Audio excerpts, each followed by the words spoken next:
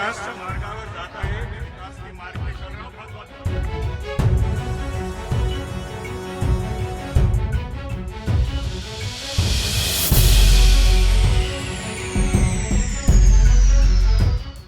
तो मुरली देवरा हमारे वो बड़े नेता थे कांग्रेस पार्टी के।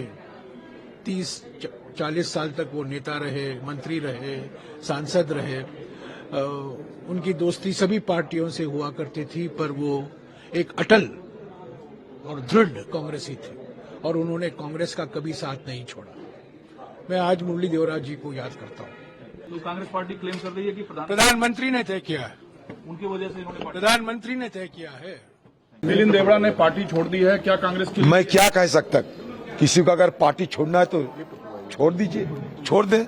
मैं क्या कह सकता है। कुछ दिन पहले नागपुर में उनसे मुलाकात हुई थी, अच्छी बात भी हुआ था, आपस में मतलब एक्सचेंज ऑफ व्यूज भी हुई थी।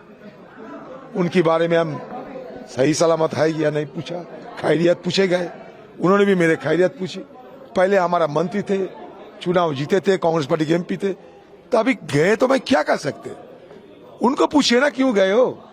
कांग्रेस ने उनको क्या कुछ नहीं दिया कि आज जाने की उनको नौबत आ गई, ये उनको पूछिए, मुझे पूछने में क्या फायदा आपको। देवड़ा उन्होंने आज इस्तीफा दे दिया है कांग्रेस पार्टी से और ये अब खबरें आ रही हैं कि वो एक नाथ शिंदे फैक्शन में जो है आज ज्वाइन भी करने वाले हैं।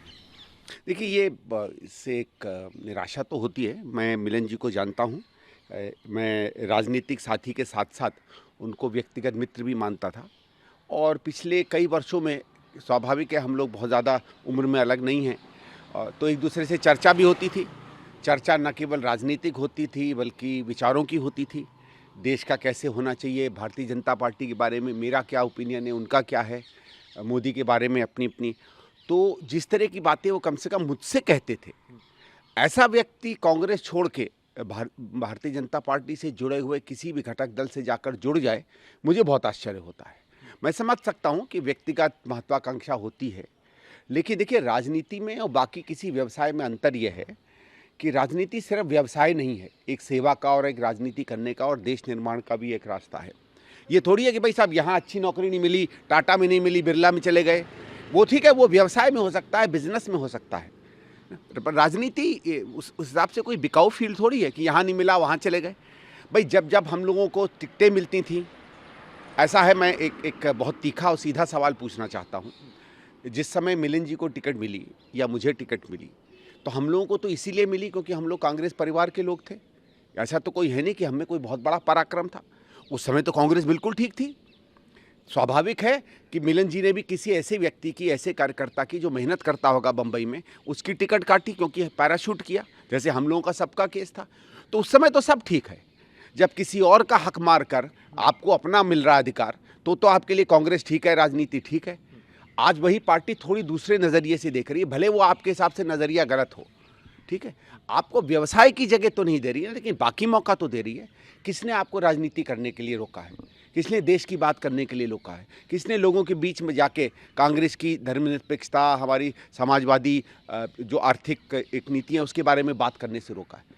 सिर्फ इलेक्ट्रल राजनीति से हो सकता आप अलग हों या संगठन राजनीति से आप अलग हों। तो ऐसे में जब छोड़ के जाते हैं तो मुझे इस बात की निराशा होती है कि आप इंसान से ज़्यादा एक व्यावसायिक मशीन बन के रह गए हैं। मुझे निराशा होती है। मैं आशा करूंगा कि मिलिंद जी कम से कम इस बात पर विचार करें। देखिए, कांग्रेस में कुछ ऐसे लोगों का कब्जा हो गया है जी, जो ना तो सच सुनना चाहते हैं और न सनातन की बात सुनना चाहते हैं, न राम की बात सुनना चाहते हैं।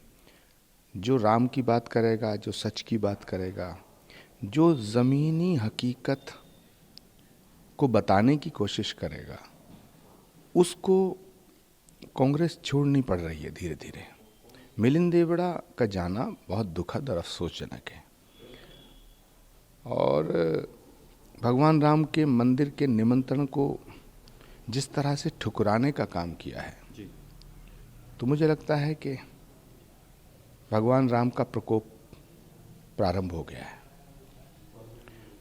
मैं भगवान से प्रार्थना करता हूँ कि कुछ लोगों की गलतियों की सज़ा पूरी कांग्रेस पार्टी को ना दे। सर, ये लंबी विवाह नेताओं को छोड़कर जाने की सिंधिया हो, यूपी से कई नेता गए छोड़कर, अभी मिलन देवड़ा, ये क्या कारण है सर? ऐसा क्यों हो रहा है कांग्रेस में? विनाश काले विपरीत बुद्धि।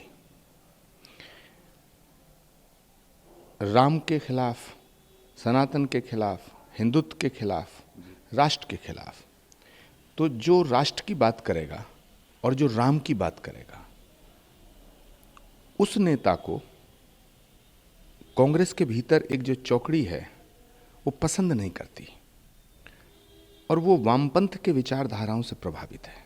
वो पूरी की पूरी कांग्रेस को बर्बाद करने में लगी है। जो सही फैसला होता है उसकी जगह गलत फैसला कराया जाता है। उसी का परिणाम है कि बड़े बड़े नेता, वो नेता जो गांधी परिवार के बहुत निकट थे, वो नेता जो राहुल जी को बहुत चाहते थे, वो नेता जो राहुल गांधी जी के साथ रहते थे दिन रात, सिंधिया हो, आरपीएन सिंह हो, जितेंद्र प्रसाद हो, मिलिंद देवड़ा हो, वो धीरे धीरे करके सब किनारा कर रहे हैं, सब छोड़ के जा रहे हैं। कांग्रेस को कोई नहीं छोड़ रहा है। इस चौकड़ी की वजह से कांग्रेस में एक ऐसा धड़ा है जो गांधी परिवार को साइड करना चाहता है। प्रियंका जी को साइड कर दिया है, करने की कोशिश हो रही है। अब मुझे बताइए, प्रियंका गांधी इससे बड़ा कोई लोकप्रिय नेता है? लेकिन प्रियंका गांधी का जब वो पत्र जारी हुआ तो उनके आगे लिखा गया, Priyanka Gandhi general secretary without any portfolio. ये लिखने वाले कौन हैं? प्रियंका गांधी का अपमान नहीं तो क्या है ये? दूसरा, राहुल गांधी जी को दिन रात इधर से उधर, इधर से उधर, इधर से उधर दौड़ाते रहते हैं।